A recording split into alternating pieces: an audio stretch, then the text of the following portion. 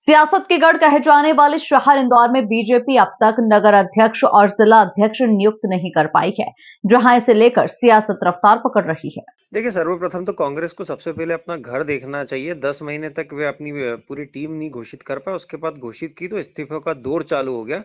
उसके बाद में 100 ब्लॉक अध्यक्ष कांग्रेस अभी तक घोषित नहीं कर पाई है, लगभग 15 जिला अध्यक्ष अभी तक कांग्रेस घोषित नहीं कर पाई है। इंदौर शहर, जहां से आदरणीय जीतू पटवारी जी प्रदेश अध्यक्ष, वो 3 भूमिका में है। एक तो जिला अध्यक्ष की भूमिका में है पिछले 1 डेढ़ वर्षों से, दूसरा शहर अध्यक्ष की भूमिका में और तीसरा प्रदेश अध्यक्ष की भूमिका में।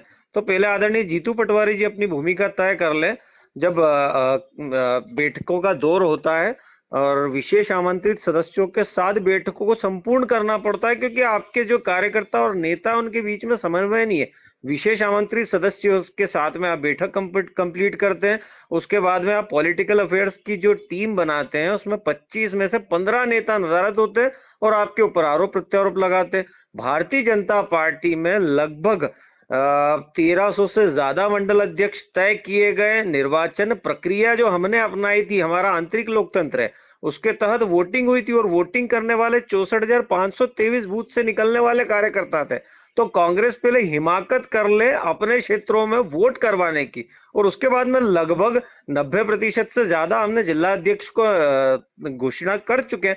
निश्चित तौर पर तय सीमा पर हमने जो लोकतंत्र हमारा निर्मित करा है और जो तय करा है, उसके अंतर्गत हम जो 1 या 2 घोषणाएं बची उसको भी पूर्ण कर लेंगे।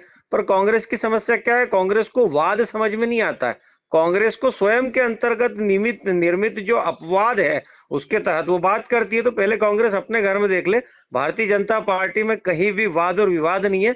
जरूर स्वाद जरूर है जो आम कार्यकर्ता और नेता उसका ग्रहण कर रहे हैं। देखिए, कांग्रेस का वैसे तो इस बात से कोई लेना देना नहीं कि भारतीय जनता पार्टी का नगर अध्यक्ष कौन बनता है, लेकिन यही नगर अध्यक्ष की लड़ाई थी, जिसके चलते भारतीय जनता पार्टी के एक गुट के पार्षद ने दूसरे पार्षद के घर पर जाकर हमला किया, उसके पुत्र को नंगा किया और पूरे भारत ने वो देखा है वीडियो, वायरल वीडियो। मैं समझता हूं कि इससे ज्यादा निम्न स्तरीय गुटबाजी का उदाहरण और कहीं देश में नहीं दिखा होगा। तो जिस प्रकार से कैलाश विजयवर्गीय की मोहन यादव से लड़ाई चल रही है, कैलाश विजयवर्गीय क्या सुमित्रा महाजन से शीत युद्ध चल रहा है, और जिस प्रकार से मालिनी गौड़ के लड़के फेसबुक पर पोस्ट कर रहे हैं, मैं समझता हूं कि ये गुटबाजी इतनी चरम पर पहुंच चुकी है कि इसको अब दूर कर पाना बहुत मुश्किल है।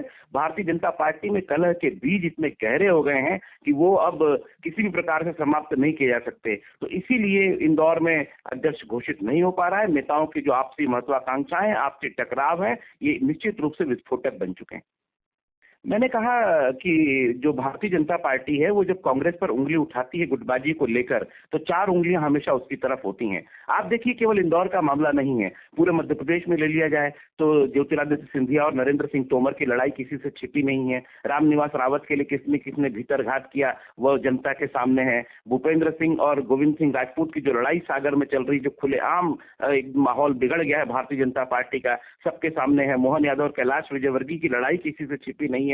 मैं समझता हूं भारतीय जनता पार्टी की आपसी लड़ाई और आपसी खींचतान इतनी बढ़ चुकी है कि जो पार्टी विद डिफरेंस कहलाती थी, उसकी धज्जियां उड़ चुकी हैं। तो भारतीय जनता पार्टी निश्चित रूप से अपने पतन की ओर उन्मुख है, और कांग्रेस पार्टी ने कल जो प्रदर्शन किया, जो कल उसकी महारैली हुई, उससे एक बात निश्चित है कि प्रदेश में परिवर्तन की बयार बह रही है, जो 2028 के चुनाव में विजय के रूप में तब्दील होगी।